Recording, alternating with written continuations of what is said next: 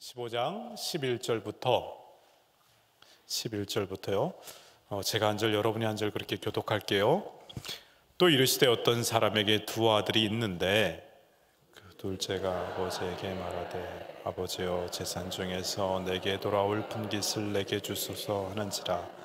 아버지가 그 살림을 각각 나눠 주었더니 그 후 며칠이 안 되어 둘째 아들이 재물을 다 모아가지고 먼 나라에 가 거기서 허랑방탕하여 그 재산을 낭비하더니 다 없앤 후 그 나라에 크게 흉년이 들어 그가 비로소 궁핍한지라. 가서 그 나라 백성 중 한 사람에게 붙여 사니 그가 그를 들로 보내어 돼지를 치게 하였는데 그가 돼지 먹는 쥐엄 열매로 배를 채우고자 하되 주는 자가 없는지라. 이에 스스로 돌이켜 이르되 내 아버지에게는 양식이 풍족한 품꾼이 얼마나 많은가. 나는 여기서 주려 죽는구나. 내가 일어나 아버지께 가서 이르기를 아버지여 내가 아버지께 죄를 지었사오니 지금부터는 아버지의 아들이라 일컬음을 감당하지 못하겠나이다. 나를 품꾼의 하나로 보소서 하리라 하고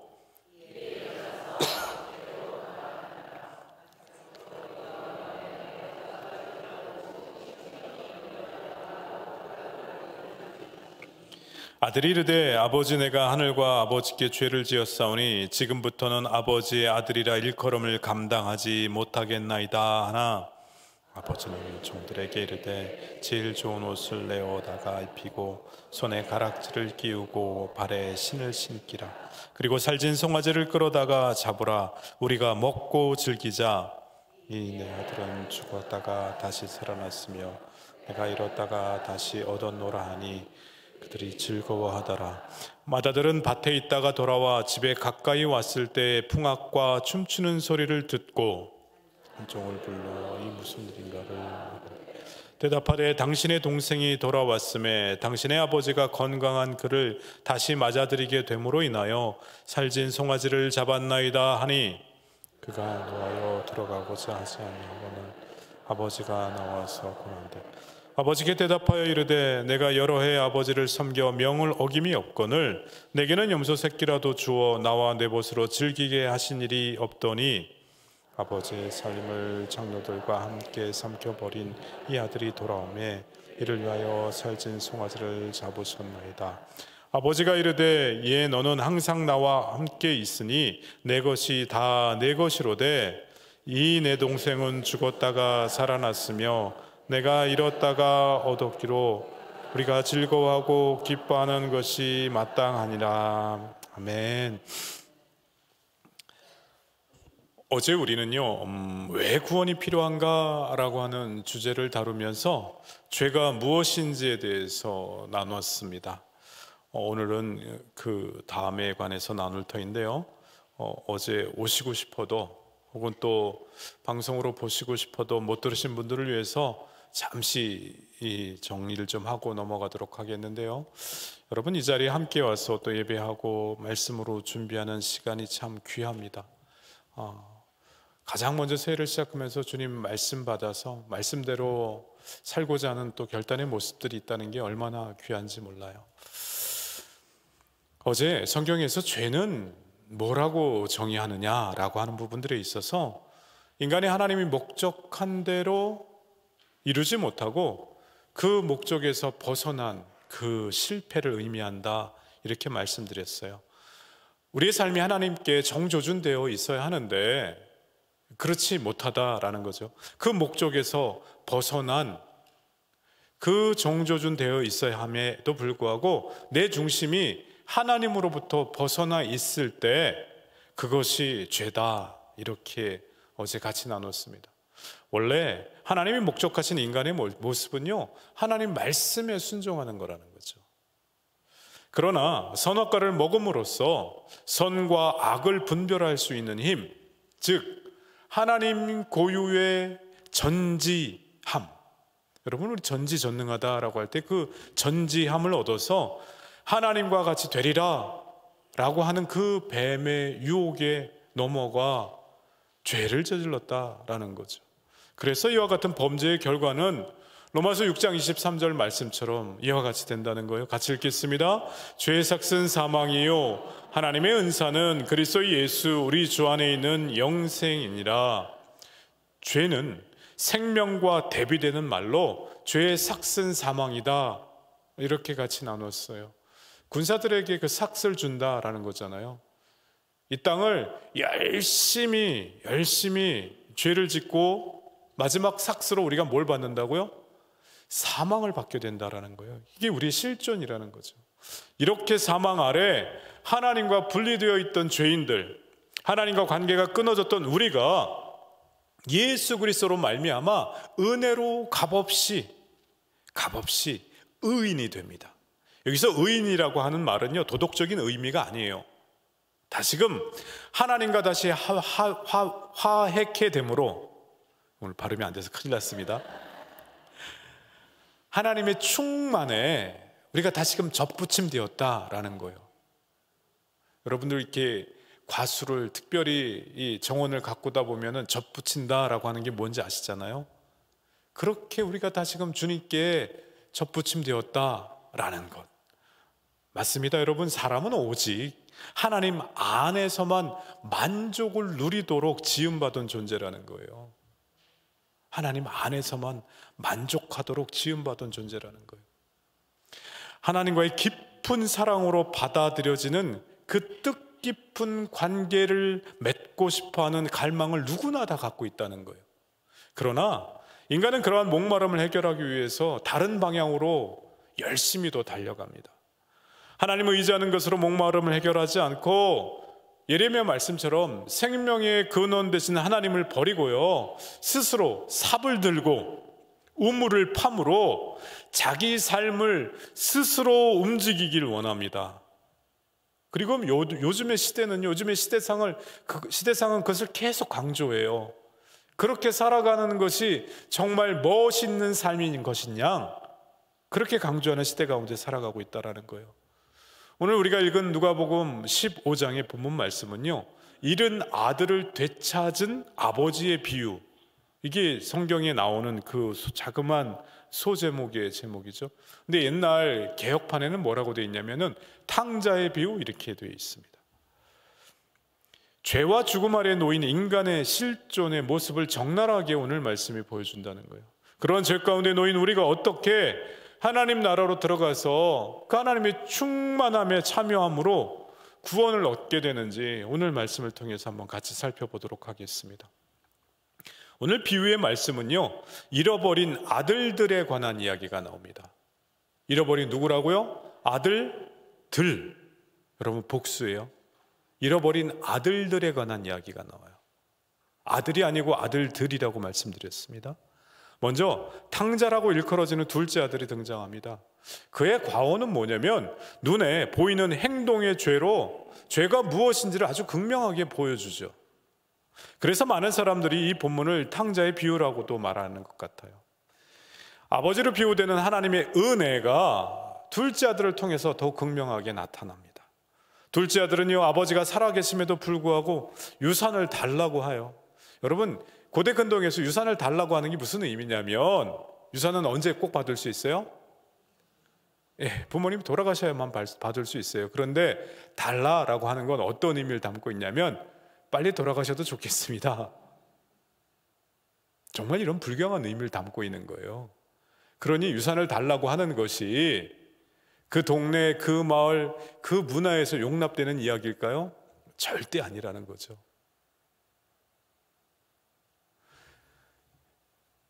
아버지 집을 유산을 받아서 완전히 떠나버립니다. 부유한 아버지의 은혜를 의지하고 순종하는 삶을 저버리고 자신의 독립적인 삶을 추구하기 위해서 아버지로부터 자신의 몫을 받아서 떠난다는 거예요. 오늘날 현대를 읽어보면요, 독립심이 강하구나, 스타트업이라도 차려서 잘 살면 좋겠다, 이렇게도 오늘날의 가치관으로 생각할 수 있는 겁니다. 그런데 여기에 신학적인 의미들이 담겨져 있다는 거예요. 아버지로부터 받은 재산으로 자신의 안녕과 행복을 꾀할 수 있다라고 하는 그 환상에 빠져서 나간다라는 거예요. 그러면 잘 살아야 하는데 아버지를 떠난 자의 삶의 자원은 그 금세 바닥이 나버려요. 그래서 며칠이 지나지 않아서 방탕한 삶으로 모든 것을 낭비하고 허비한 채 비참한 인생을 맞이합니다. 유대인들에게는요, 가장 불결한 짐승으로 치는 것이 있습니다. 그것은 다름 아닌 돼지예요. 돼지를 치게 되고 더 나아가서 먹을 것이 없어서 돼지의 먹이를 먹게 돼요. 그렇게 살아가는 상황 속에 놓여 있다가 그 다음에 이제 스토리가 이어지죠.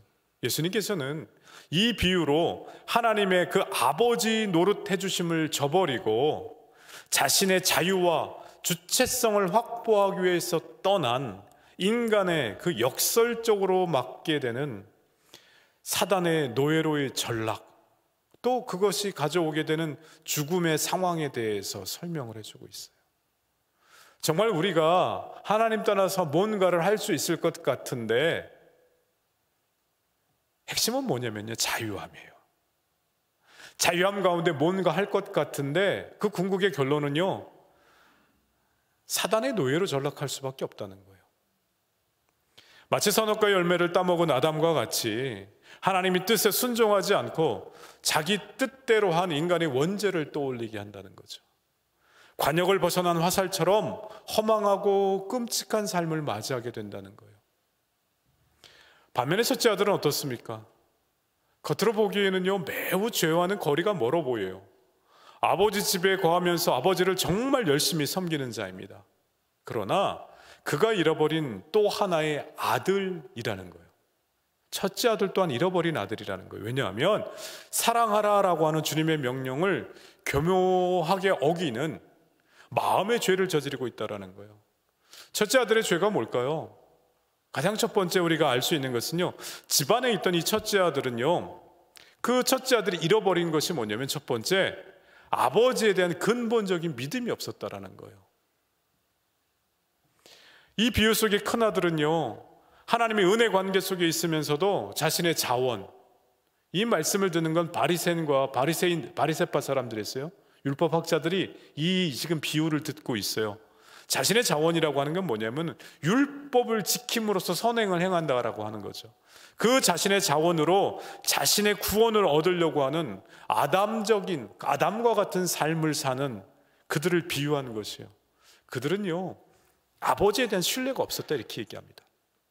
둘째 아들은요, 대놓고 아버지를 떠났지만 큰아들은, 첫째 아들은 아버지와 함께 있었지만 아버지에 대한 진정한 믿음과 신뢰가 없었어요. 여러분, 큰아들이 이야기하는 25절, 26절 말씀 보면은요, 일을 끝내고 밭에서 돌아올 때 집에 가까이 돌아왔는데 풍악과 춤추는 소리가 들립니다.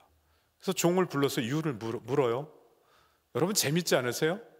소리가 들리면 이게 무슨 소리지 하고 문 열고 들어가야 되는데 성경은 뭐라고 표현합니까? 안 들어가고 밖에서 종을 불러요. 이게 뭐냐? 라고 자초지종을 묻는 거예요. 묻고 바로 화가 나서 아버지에게 화를 냅니다. 둘째 아들을 환영하는 만찬에 화가 나서 첫째 아들을 직접 찾아와서 설득하는 아버지의 권유에도 들어가지 않아요. 여러분, 그 그림이 그려지세요? 저 같으면 너무 궁금해서 우리 아버지가 무슨 잔치를 벌이시나 하고 뛰어들어갔을 것 같은데, 얼마나 첫째 아들은, 여러분 성격에서 첫째 아들은 T형일까요? F형일까요? 철저한 T형처럼 보여요. MBTI 이야기하고 있는 겁니다. 아무리 말씀을 준비하면서도 나 같으면 보통 사람은 들어갈 터인데 아버지랑 관계가 좋았거든요. 그러면 정말 아버지랑 관계가 좋았느냐라는 거예요.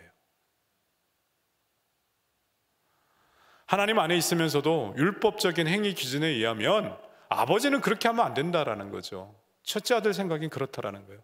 자기의 힘, 자기의 노력으로 인생을 사는 자는 그것에 합당한 결과가 찾아오지 않을 때 원망과 불평이 터져 나옵니다. 하나님 뜻이 아닌 내 도덕적인 기준이 중요하기 때문에 그래요. 첫째 아들처럼 신앙 좋아 보이는 사람들 중에 저지르는 실수가 바로, 목사인 저도 마찬가지예요. 저지른 실수가 바로 하나님 홀로 차지하셔야 되는 그 유일한 자리를 내가 옳다라고 생각하는 내가 감당하고 있는 주님의 사역으로, 주님의 사역이라고 하는 아주 좋은 재료로 그 자리를 바꿔놓습니다. 그 자리를 대체하려고 하는 유혹을 느낀다는 거예요. 주님에 대한 깊은 믿음과 연합이 없이는요, 주님에 대한 인격적인 친밀함이 없이는요, 하나님의 사랑받는 자녀로서 그 사랑받는 것 자체로서의 부분에 가치를 두기보다는 굉장히 많은 사람들이요, 본인이 감당하고 쫓아가는 사역에서 가치를 찾아가게 됩니다. 그래서 어떤 분은 참 신앙이 좋은 분이라고 하는데 가만히 이야기를 듣고 그분이 살아온 이야기를 듣다 보면 또 다른 우상 숭배의 모습이 느껴진다는 거예요. 그분의 가장 높은 자리에는 하나님이 안 계시고 그분이 감당하는 사역이 있다는 거예요.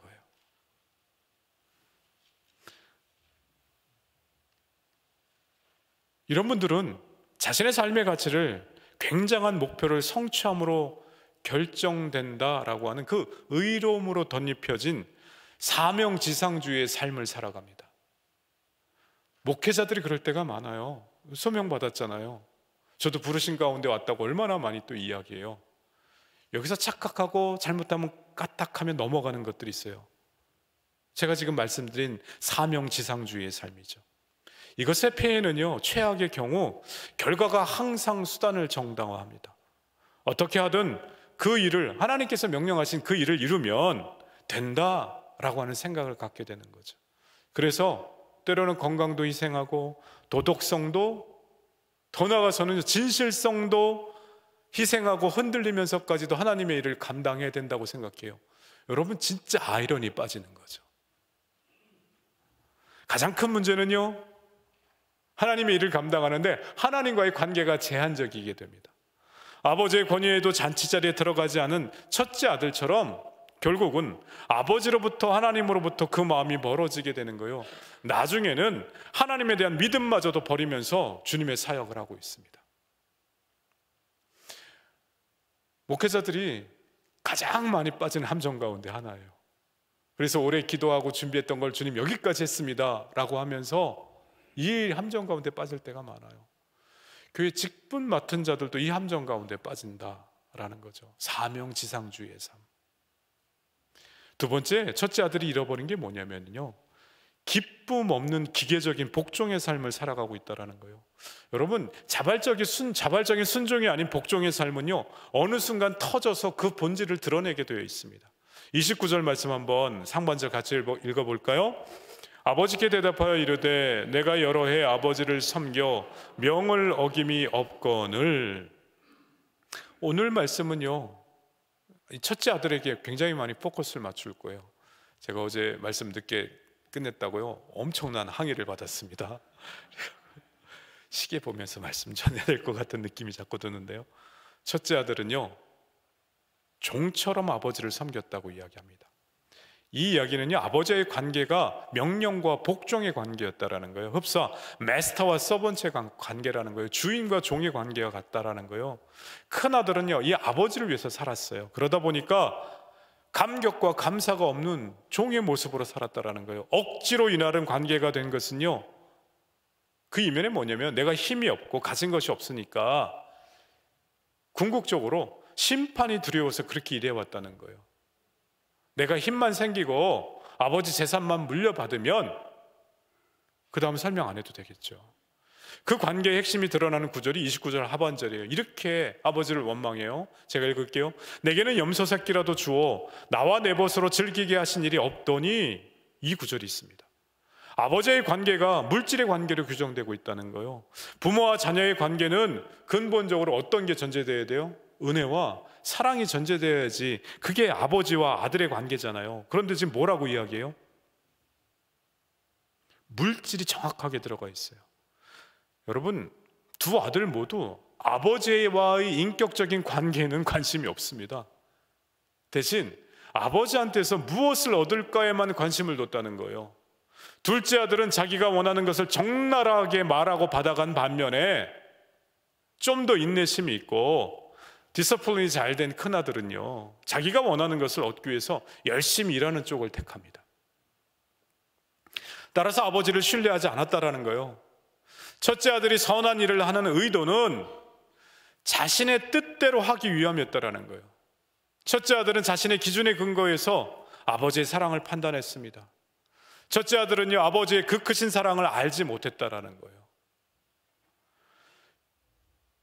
기독교 신앙은 전인격적으로 성경의 가르침대로 맡기고 따르는 일입니다. 하지만 자칫 잘못하면요, 우리는 오늘 말씀이 이야기하고 있는 것처럼, 오늘 말씀이 이야기하고 있는 두 아들처럼, 둘째 아들이 아니에요, 두 아들처럼 무신론자의 모습으로 살아가게 된다라는 거예요. 둘째 아들로 대변되는 무신론자의 모습은 뭐냐면요, 교회 밖에 있는 믿지 않는 무신론자죠. 그러나 우리가 지금 말씀을 전하고 듣는 여러분, 우리가 포커스를 맞춰야 될 아들의 모습은 첫째 아들의 무신론의 모습이에요. 이게 프랙티컬 에티이즘이라고 하는데 실제적 무신론자예요. 현실적 무신론자라고도 일컬어집니다. 현실적 무신론자는요, 교회 안에 있으면서도 하나님보다는 자기 뜻대로 하기 때문에 시간이 지나면 지날수록 그 사람이 속한 하나님 백성의 공동체의 신뢰도를 떨어뜨려요. 머리로는 하나님의 존재를 믿는다고 하지만 실제 삶의 현장에서, 가정에서 가장 중요한 결정을 내릴 때는 마치 하나님이 없는 사람처럼 살아가고 결단하고 판단합니다.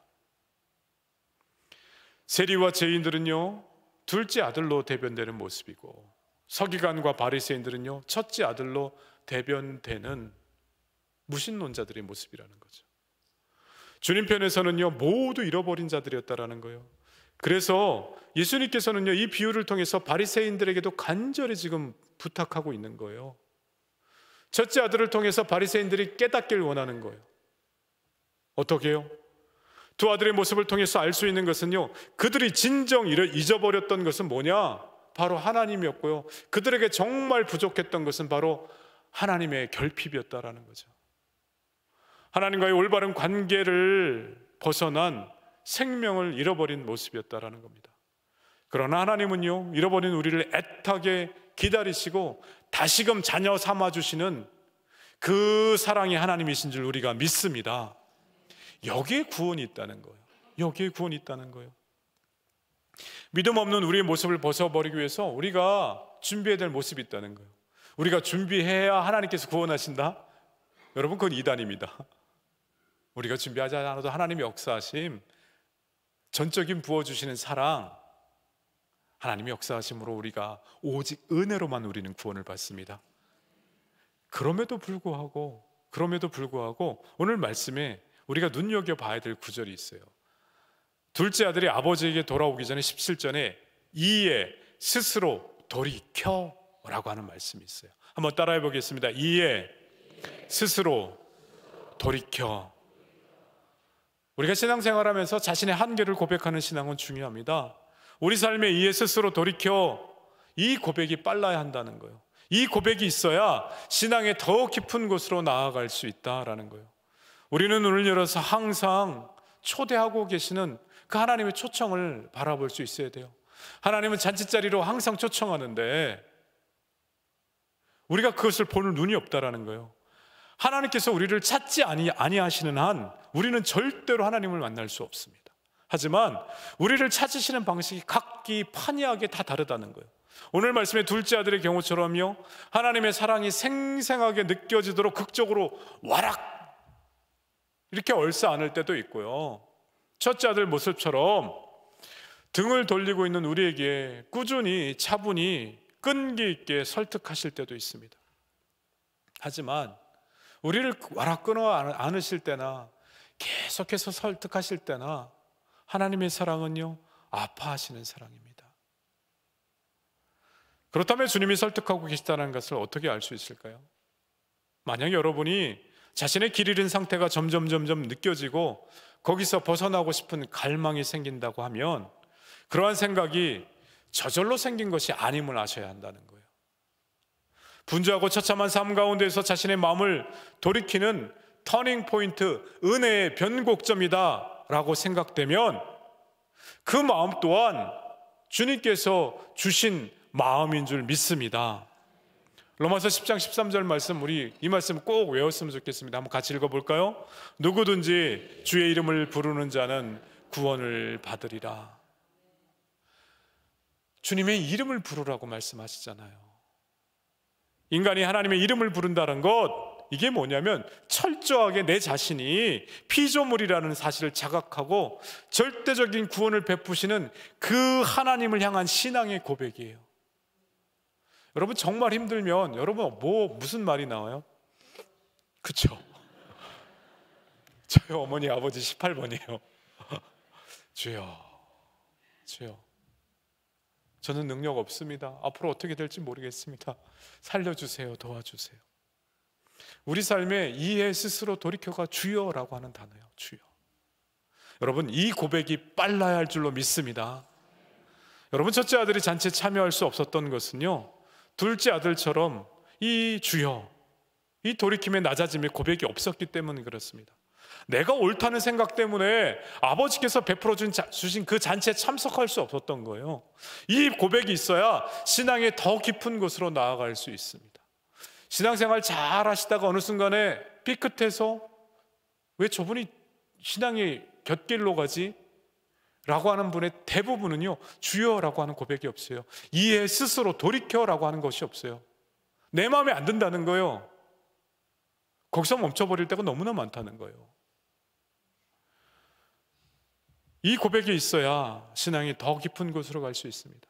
하나님께서 보내신 구원자이신 예수 그리스도 아니시고는요, 내가 결코 살 수도 구원받을 수도 없음을 주님 앞에 다시금 겸허하게 인정하고 고백해 나가야 한다라는 거예요. 어떤 분이 이렇게 고백합니다. 나는 신앙적으로 그렇게 고백하고 살아갈 수 있어요. 근데 하나님 이 일은 아니에요. 이 일은 인간적으로 내 손목을 잘라요. 차라리 이렇게 얘기해요. 아니요, 그 일이 바로 주여 이에 스스로 돌이켜야 될 일이라는 거예요.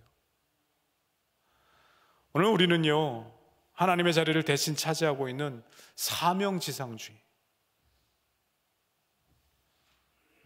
우리 스스로 우리의 의로움을 내려놓지 못하기 때문에 주님의 곁으로 가지 못할 때가 너무나 많이 있습니다.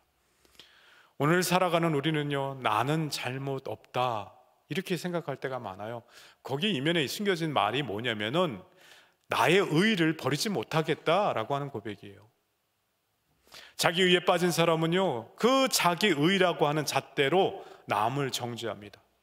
자기의 들보는 보지 못하면서 남의 눈에 있는 티는 잘 보는 그 모습이 바로 큰아들에게 보인다는 거예요. 그런 큰아들에게 보이는 모습이 뭐냐면요, 형제가 없는 것처럼 보여요. 30절 말씀, 상반절 말씀 한번 같이 읽겠습니다. 아버지의 살림을 창기와 함께 먹어버린 이 아들이 돌아오매. 여러분 이 표현 너무 중요합니다. 영어로 보면요, When this son of yours 이렇게 얘기해요. 아버지한테 뭐라고 이야기하면요, 당신 아들 왔네요 이렇게 얘기하는 거예요. 집에 들어오라고 같이 가자고 뒤에서 계속 끌어안으면서 제발 가자, 아버지가 그렇게 얘기했을 것 같아요. 야, 동생 왔지 않냐. 근데 뭐라고 얘기하는 줄 아세요? 당신 아들 와서 좋겠네요. 지금 이 표현이에요. When this son of yours. 헬라어로 준비하려다가요, 우리 헬라어 아무리 제가 준비해도 가슴이 안 와요. 영어가 훨씬 낫네요. 당신의 아들이 돌아왔다 이렇게 표현합니다. 그것을 아버지가 바로 잡아주세요. 32절이에요. 한번 같이 읽겠습니다. 이 내 동생이 죽었다가 살았으며 These brothers of yours라고 이야기해요. 아버지가 다시 잡아주는 거예요. These brothers of yours, 네 동생 아니냐. 여러분 우리는 아버지를 상실하면요, 자연히 automatically, 진짜 그냥 그게 순서예요. 자연히 형제됨을 상실할 수밖에 없습니다. 하나님을 믿는 신앙이 내가 흔들렸는데 교회 와서 형제 자매요? 아니요, 없습니다. 이 말씀이 명확하게 보여주잖아요. 아버지를 상실하면은 형제는 경쟁 관계에 있게 되고요, 지배 관계로 전락하게 되고요, 아버지를 믿는 신앙이 흔들려 버리면요, 목회자도 안 보여요. 여러분 중심 잘 잡으세요. 내 당신 때문에 내 신앙이 흔들려 이렇게 이야기하지만 그 궁극적 밑에는 무슨 마음이 있는가 하면 하나님과의 관계가 완전히 끊어져 버렸다라는 거예요. 이 일 때문에 힘들어서 내가 지금 이렇게 힘듭니다가 아니고요. 그 일 이면에는 뭐가 있다고요? 하나님과의 관계가 끊어진다는 거예요. 어떠한 일이든지 간에 그 관계가 끊어지면 우리의 모습은요, 죄된 죄인의 모습일 수밖에 없다는 거예요. 문제의 근원을 빨리 명확하게 파악해야 한다는 겁니다. 제발 아무리 힘들어도 여러분, 주님으로부터 등을 돌리지 말고 아무리 힘들어도 주님 붙잡는 은혜가 있길 주 이름으로 축원드립니다. 여러분, 아버지를 상실하면 공동체를 거부하고 형제를 거부하고 가족을 거부하게 됩니다. 그런데 여기서 보여주신 아버지의 사랑은요, 매우 주도적입니다. 아직 거리가 먼데 아버지가 그를 보고 측은히 여겨 달려갔다, 이렇게 말씀하십니다. 유대인들에게 있어서 어른인 아버지가 달려가는 것, 특별히 부자가 달려가는 그 모습은 있을 수가 없어요. 그건 종들의 모습이었던 거죠. 관습과 전통을 넘어서서 아들에게 달려가는 그 아버지의 모습을 보여줍니다. 바리새인들에게는요, 그게 충격이었다라는 거죠. 또한 입을 맞추셨다라고 이야기해요. 유대인들이 입을 맞추는 것은요, 화해의 행위예요. 제가 이스라엘에 어학연수 갔을 때 그 키부츠에서 살았는데 그 집 딸, 어머니 다 와서 이렇게 너무 당황했습니다. 대한민국에서 살다가 나는 히브리어를 배우러 왔지, 당신들 볼에 이거 아닌데 얼굴이 빨개지니까 매일 하는 거예요. 나중에 그 의미를 얘기하더라고요. 샬롬의 뜻이라는 거예요. 내가 이렇게 표현하는 건 우리 사이에 막힌 담이 없다라는 의미라는 거죠. 아버지가 아들에게 달려와서 볼에 입을 맞추는 것, 유대인들에게 입을 맞추는 것은 화해의 행위라는 거예요. 아버지는 아들이 생각한 대로 종으로 그를 맞이하는 것이 아니라 아들로 맞이했습니다. 아들은 오면서 뭐요? 내가 종이라도 하겠다, 이런 마음으로 왔다라는 거예요. 제일 좋은 옷을 입히고 가락지를 끼우고 신을 신겨줌으로 종이 아닌 아들로 회복을 시켜주십니다. 더불어 큰아들에게도요, 잔치에 참여하라고 주도적으로 말씀하세요. 둘째 아들에게만 하나님께서 주도적으로 말씀하신 게 아니에요. 첫째 아들에게도 주도적으로 말씀하세요. 큰아들을 대하시는 하나님의 그 주도적인 사랑도 작은 아들과 다를 바 없다라는 거죠. 동생을 대하는 아버지의 태도가 화가 난 큰아들에게, 야, 너 그렇게밖에 못하냐? 집에 있는 재산 다 너 건데 옹졸해도 그렇게 옹졸할 수 있냐? 절대 그렇게 따지지 않으셔야 합니다. 뭐라 말씀하세요? 그 사랑 없음을 정죄하지 않으시고 오히려 원망과 분노로부터 돌이켜서 잔치에 참여하라고 초대하고 계시다라는 거예요. 하나님은 둘째 아들에게 보인 사랑처럼 극적으로 우리에게 다가와 뜨거운 사랑으로 안으실 때도 있고, 큰아들처럼 자기 기준에 의해 분노와 원망으로 마음이 떠난 자에게도 잔치에 초대하면서 꾸준히 기다리시는 구원의 하나님이신 줄 믿습니다. 이렇듯 두 잃어버린 아들을 향해서요, 그 아버지의 사랑을 통해 우리는 정말 구원의 모습을 발견합니다. 앞에서도 언급했듯이 죄가 확연히 드러난 둘째 아들은 스스로 돌이켜 회개하는 그 참회의 모습이 드러나요. 그러나 큰아들은요, 우리가 흔히 생각하는 죄의 모습을 찾아보기 힘들지만 더 면밀히 살펴보면은 이 틴켈러 목사님이 탕부 하나님이라는 책에서 이걸 이렇게 묘사합니다. 형의 구원의 잔치에 들어가지 못하게 막은 것은, 형이 그 구원의 잔치에 들어가지 못하게 막은 것, 첫째 아들이 그 잔치에 들어가지 못하게 막은 것, 그게 뭘까요?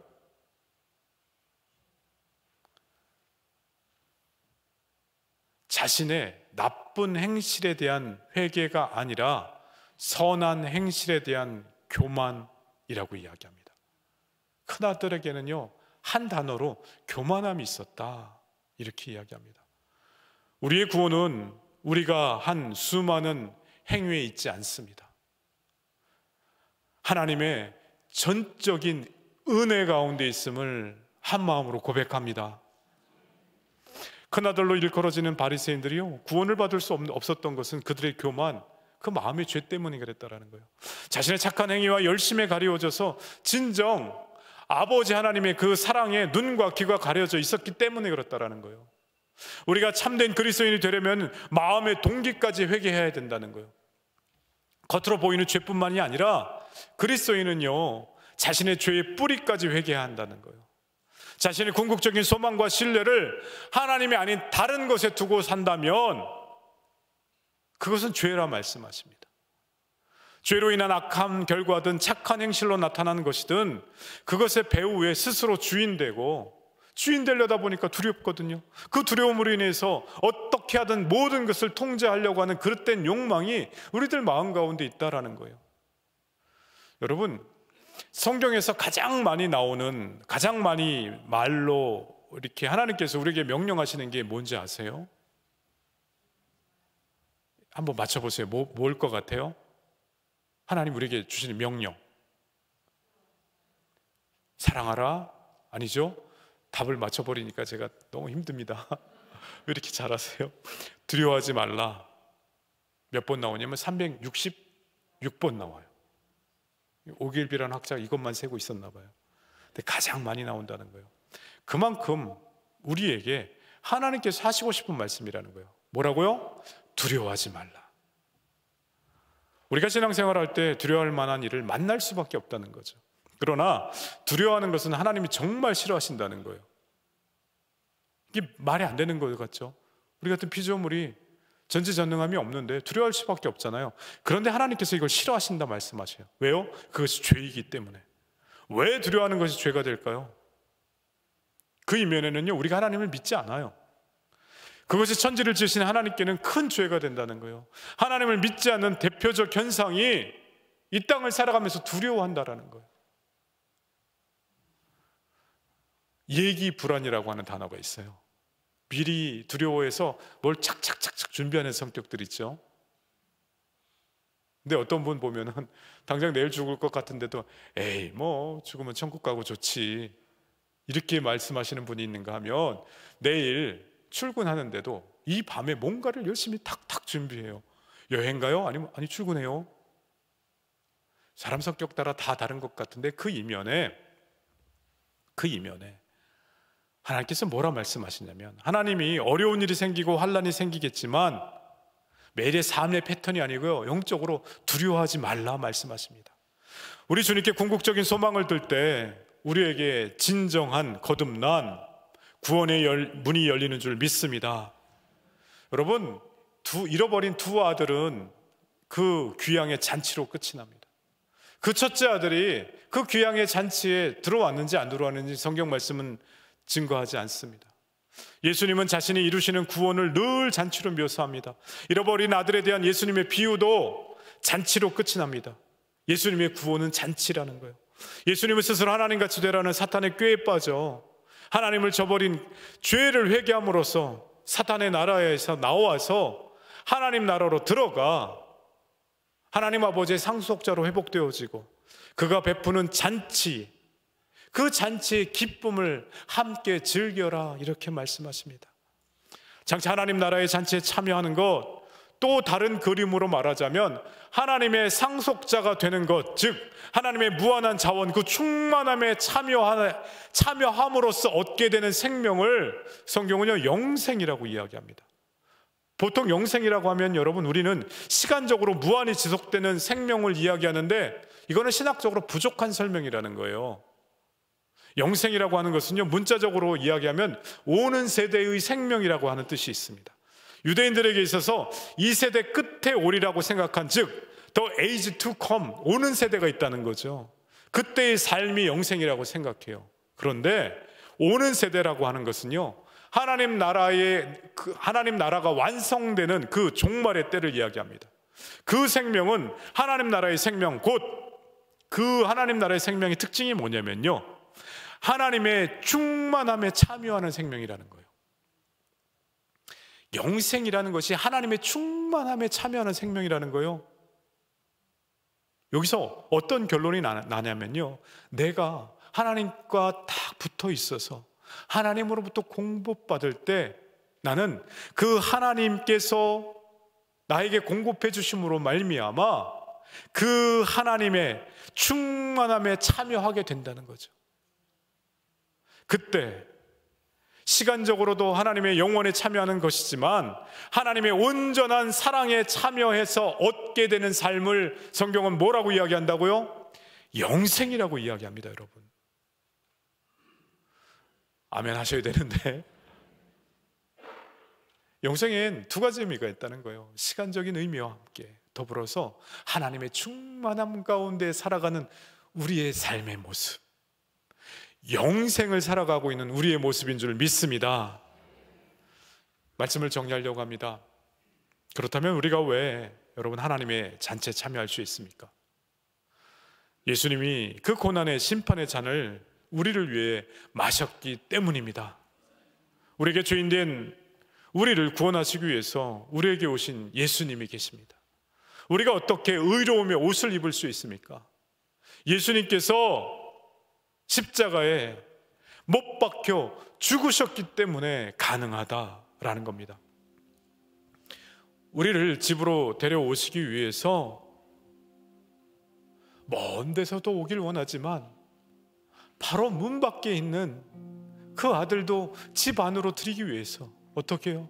그 잔치가 벌어지는, 이 땅을 살아가면서도 제발 영생의 모습으로 충만하게 살아가길 원하는데 맨날 두려워서 떠나고, 내 기준에 맞지 않아서 떠나고, 누가 미워서 떠나고, 교회가 뭐 이래 떠나고, 목회자가 왜 저렇게 보여 하고 떠나서 왜 궁극적으로 하나님을 떠나느냐는 거예요.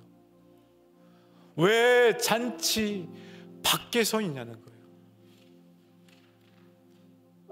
당신께서 십자가에 못 박혀 죽으시고 피를 흘리기까지 우리를 사랑하셨는데, 우리를 향한 하나님의 아버지의 사랑으로 말미암아 예수님께서 십자가에 못 박혀 죽으심으로 우리를 막았던 죄와 죽음의 장벽이 사라진 줄 믿습니다. 순전히 은혜로만 구원받는 거라면서 이제 아무렇게나 막 살아라 이렇게 말씀하시지 않고요, 잔치에 함께 참여함으로 하나님께서 부어주시는 충만함으로 살아가라, 이렇게 오늘 저녁에 우리 초대하시는 줄 믿습니다. 하나님이 은혜로 나를 받아주셨고 나를 사랑하신다라는 것을 알고 있다면 여러분, 우리 다 같이 정말 주님의 보혈을 지나서 다 같이 주님의 그 잔치상에 참여합시다. 그래서 우리 매일의 삶이 그 은혜에 감격해서 일상의 삶 속에서 주님의 뜻을 분별하고 그 일에 순종함으로, 기쁨의 헌신으로 그 주님 잔치에 참여함으로 주님께서 우리에게 허락해 주시는 그 충만함이 거하는, 그 충만함이 거하는 영생의 삶 살 수 있길 주님의 이름으로 축원드립니다.